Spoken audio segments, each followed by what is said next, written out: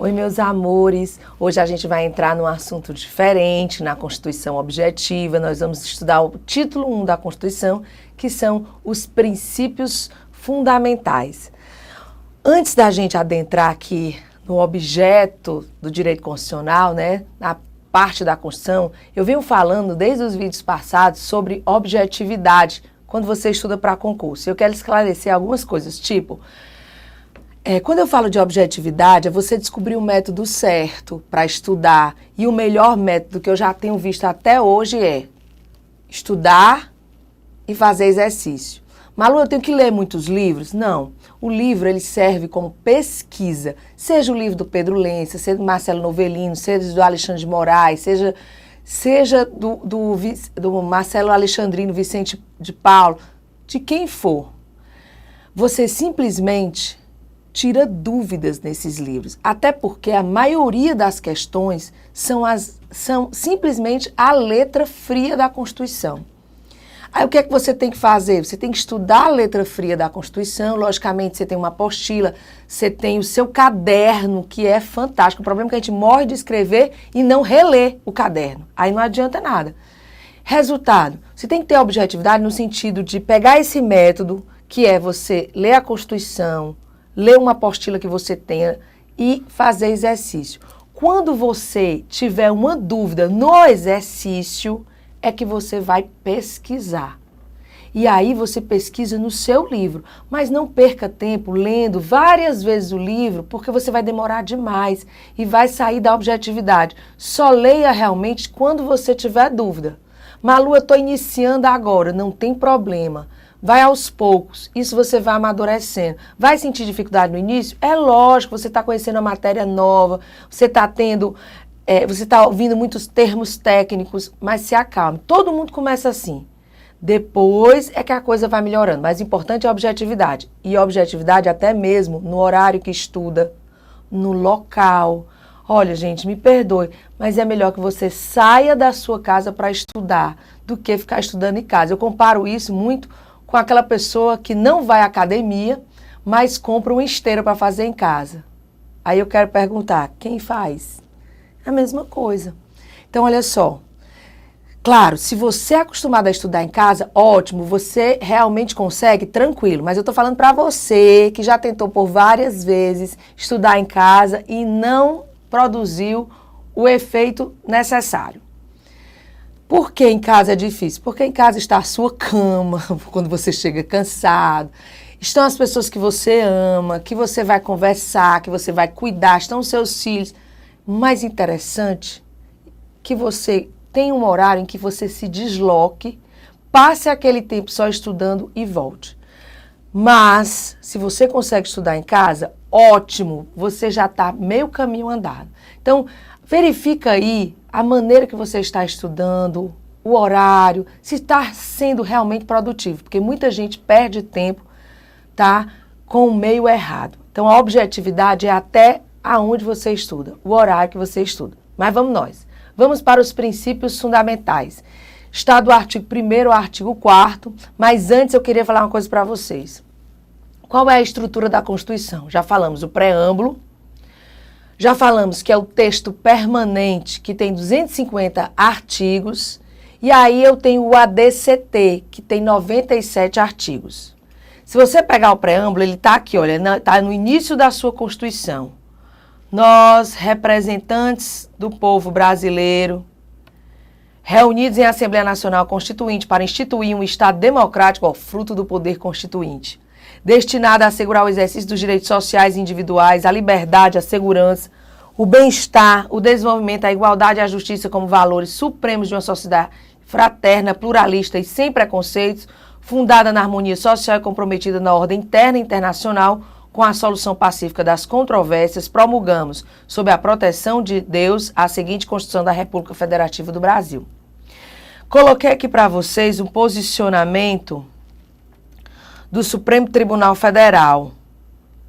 Que posicionamento, Malu? Olha só. Essa jurisprudência em que ele diz, preâmbulo, normas centrais da Constituição Federal.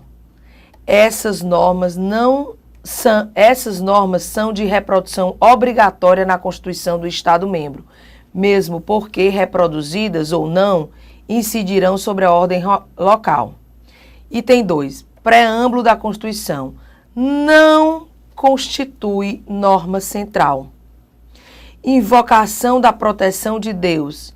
Não se trata de norma de reprodução obrigatória na Constituição Estadual, não tendo força normativa.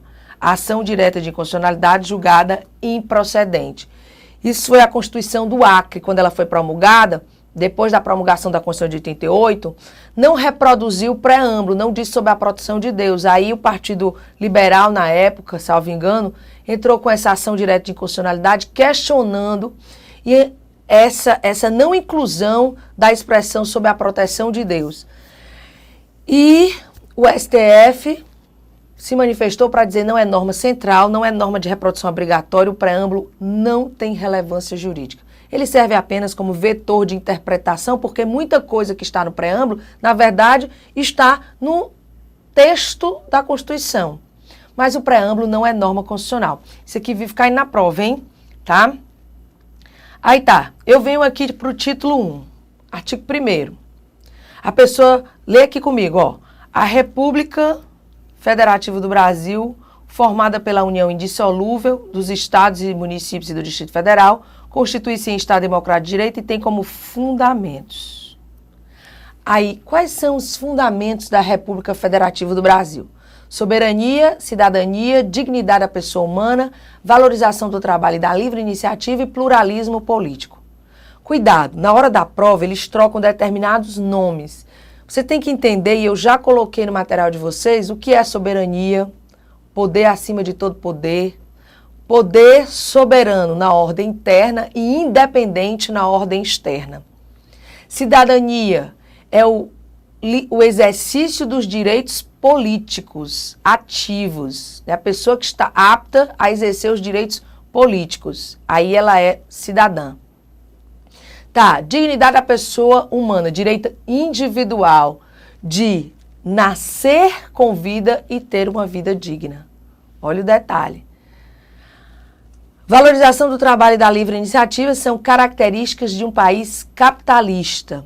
E pluralismo político é o conjunto de ideologias, de ideias. Vocês já ouviram essa frase aqui, ó? A Constituição de 88 é uma Constituição eclética. Não, Malu, o que é isso? Significa que ela segue várias ideologias. Ela não é uma Constituição ortodoxa. A Constituição ortodoxa é aquela que só tem uma única ideologia. A Constituição de 88, não. Várias ideologias, vários pensamentos, várias ideias. E isso é pluralismo político.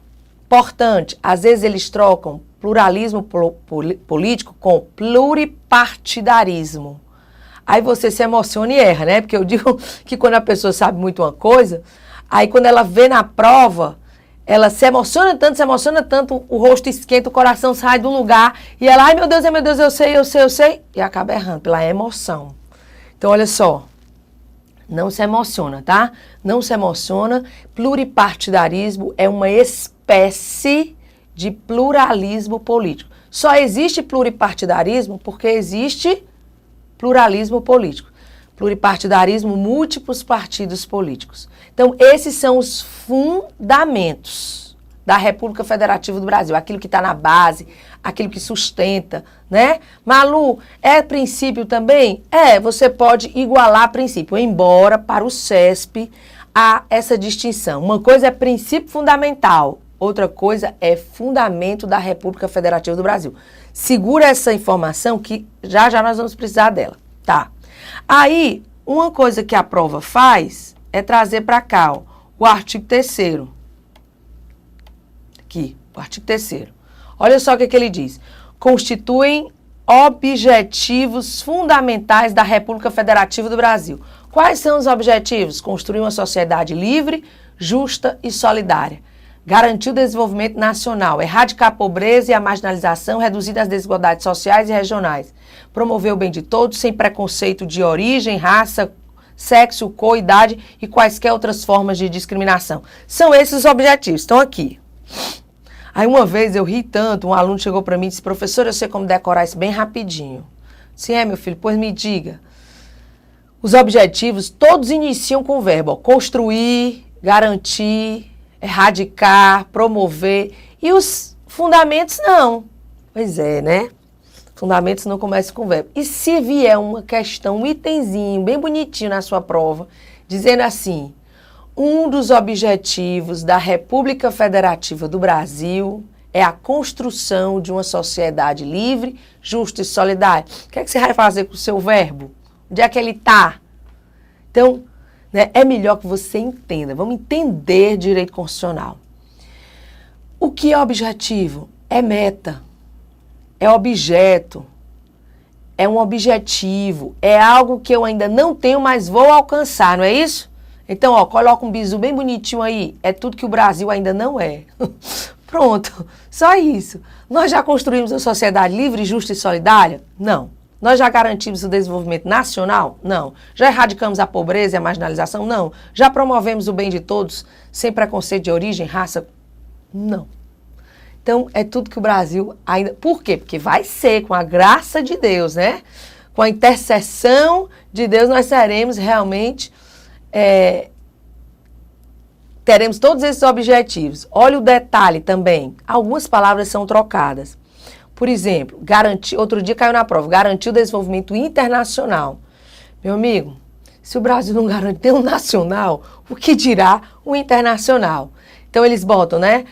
Promover o bem somente dos brasileiros. Não, promover o bem de todos. Até isso você tem que prestar atenção em alguns detalhes. Mas você já sabe diferenciar o que é fundamento, que está soberania, cidadania, dignidade da pessoa humana, valorização do trabalho da livre iniciativa e pluralismo político, com os objetivos.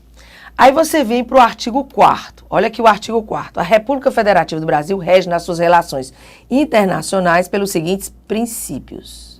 Malu, ele está falando de princípios, mas agora nas relações internacionais. Malu, são 10 incisos. Eu tenho que decorar. Acaba com essa história de decorar, né? Memorizar fica mais bonito. Então, olha só. Não, vamos entender. Se aqui são os princípios no âmbito internacional, é a relação do meu país com outro país ou outros países. Então, eu estou falando de direitos coletivos para atingir mais de um país. Eu estou falando de relações internacionais. Então, gente, não precisa decorar. Olha só, concessão de asilo político. A quem se concede asilo político? Só estrangeiro. Ponto. Outro. Autodeterminação dos povos, ao coletivo, igualdade dos estados, cooperação para o progresso da humanidade, né? Aí você vem repúdio ao racismo e ao terrorismo. Malu, isso aí eu teria dúvida. Minha gente, aqui não tem terrorismo não, lógico que ele está falando das relações internacionais. O Brasil não tem terrorismo. Então, repúdio ao racismo e ao terrorismo. Um que eu morro de medo, inciso 2, prevalência dos direitos humanos. Por quê, Malu? Porque confunde com o artigo 1º, inciso 3, dignidade da pessoa humana. Aí isso aí dá emoção. A emoção é grande. Aí o que é que eu faço? Faz o que eu disse. Prevalência dos direitos humanos. Está no plural.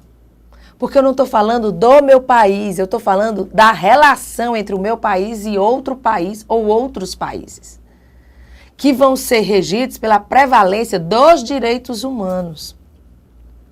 Resultado, tá?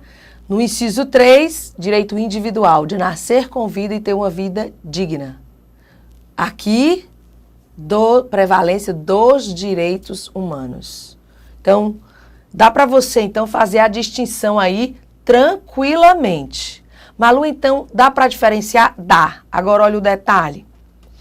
Voltando aqui para o artigo 1º, quero chamar a atenção que, na verdade, os princípios fundamentais da República Federativa do Brasil não estão só nos fundamentos, não.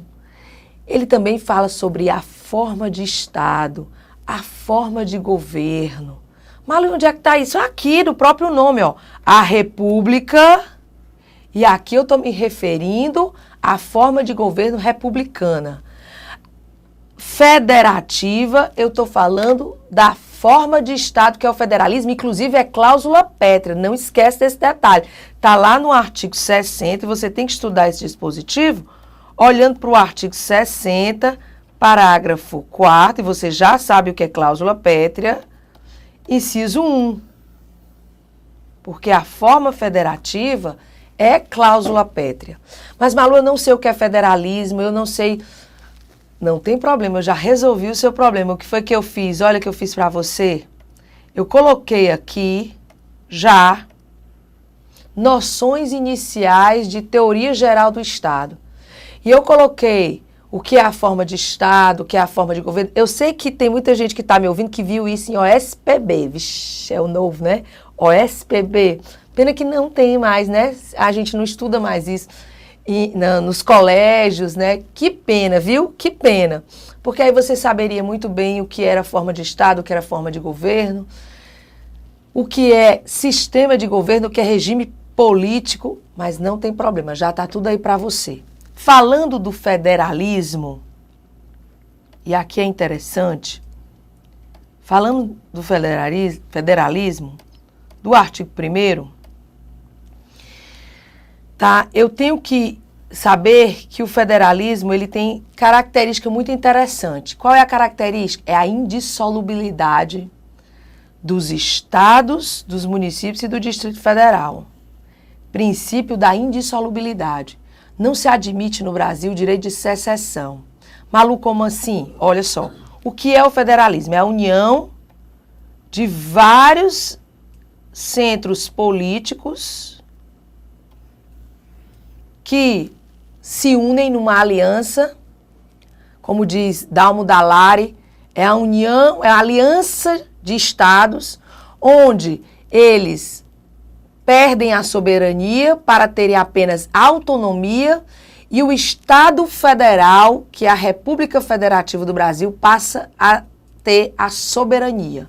Então eu tenho uma união de estados onde a República Federativa do Brasil é que é soberana, tá? E compreende os estados, o Distrito Federal e os municípios, que eles só vão ter autonomia. Malu, que é autonomia? Parcela do poder. Soberania, todo o poder. Por isso que o princípio da indissolubilidade. Um estado que só tem autonomia, um município, o Distrito Federal, não pode deixar a soberania. Por isso que aqui não existe direito de secessão, segregação, separação. Isso é uma característica de um país federalista. Tá? Olha o detalhe. E o nosso federalismo ele foi por desagregação. Na Constituição de 1824, a forma de Estado era unitária, era um centro político de poder, único. Aí o que foi que aconteceu?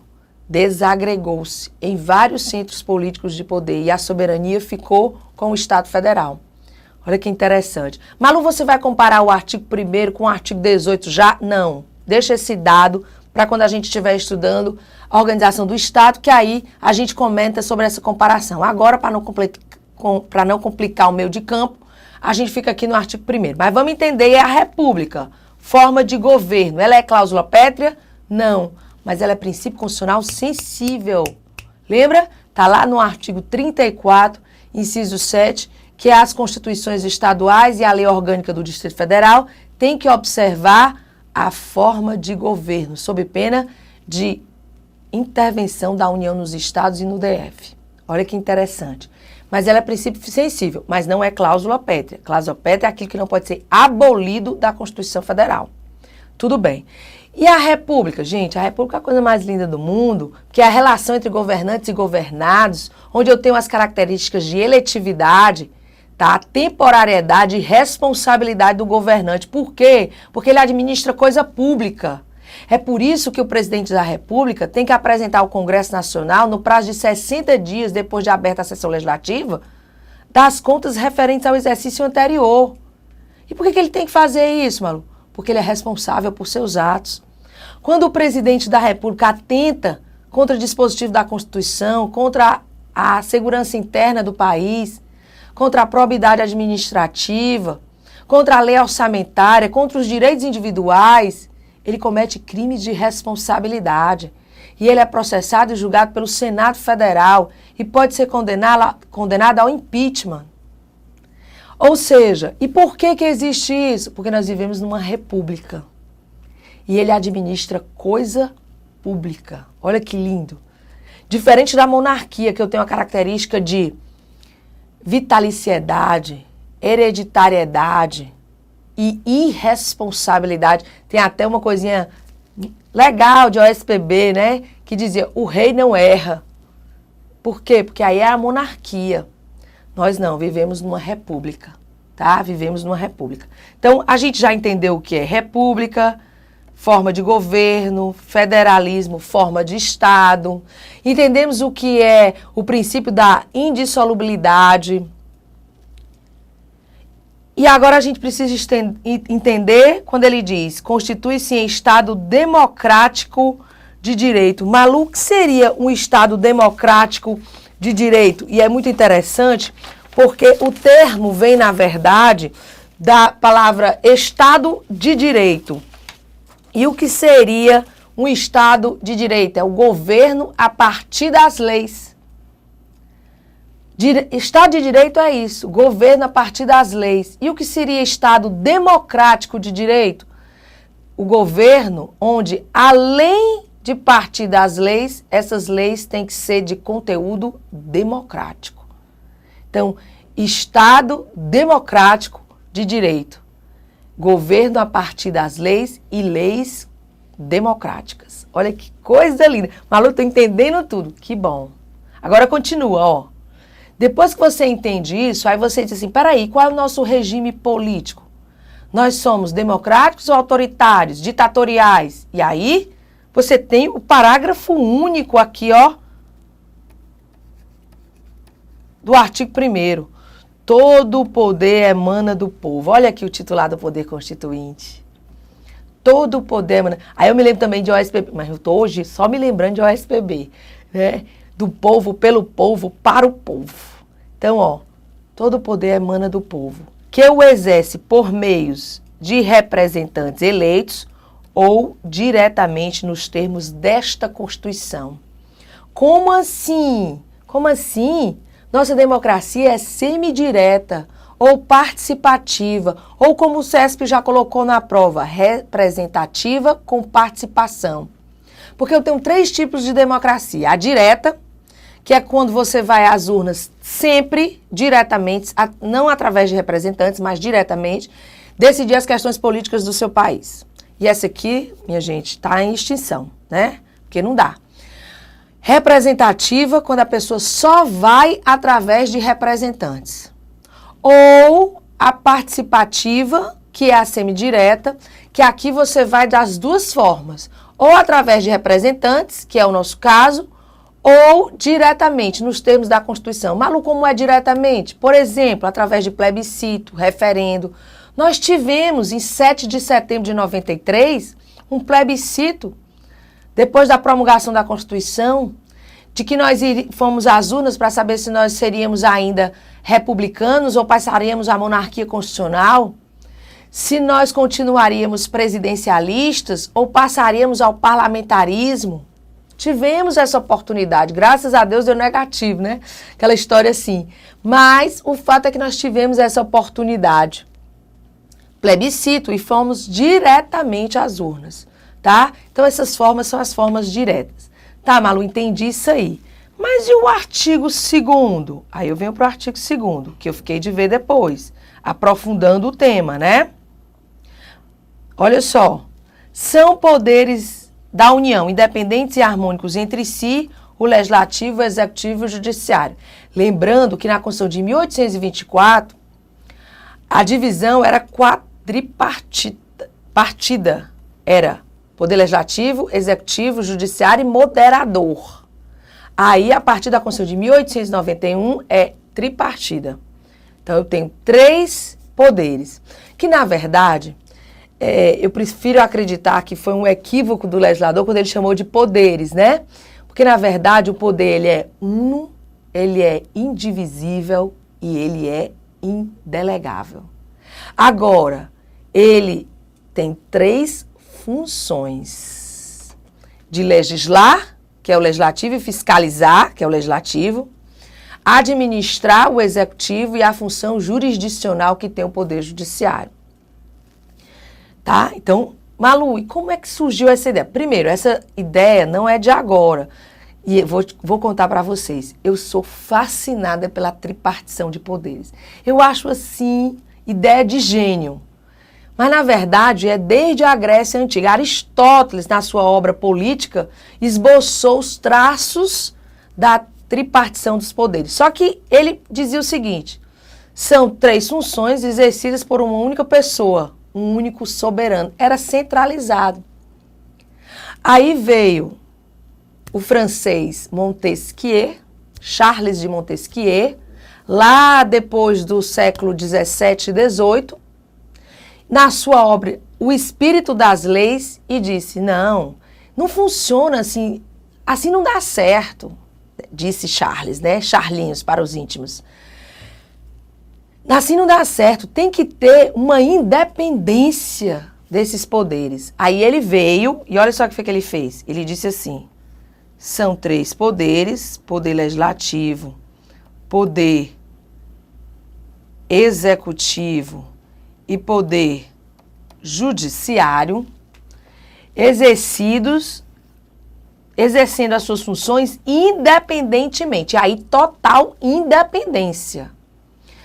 Só que aí, e era o absolutismo, né? Aquele absoluto, cada um no seu quadrado, independentemente, exercendo suas funções típicas, que era a forma rígida, tá? Embora, gente, a teoria de Montesquieu se contrapôs ao absolutismo, consolidando-se na Revolução Francesa e passou a ser o cerne do constitucionalismo.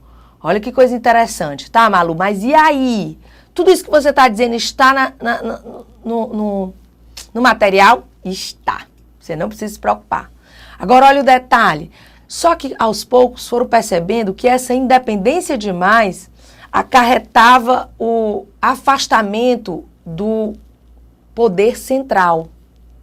E essa teoria rígida foi dando lugar a uma teoria mais flexível, onde esses poderes, né, dados, eles teriam também competências atípicas, impróprias. Ou seja, o poder legislativo, que tinha o poder de legislar, poderia também processar e julgar. Como pode, o Senado processa e julga o presidente da República, os próprios ministros do STF por crime de responsabilidade. Olha que interessante.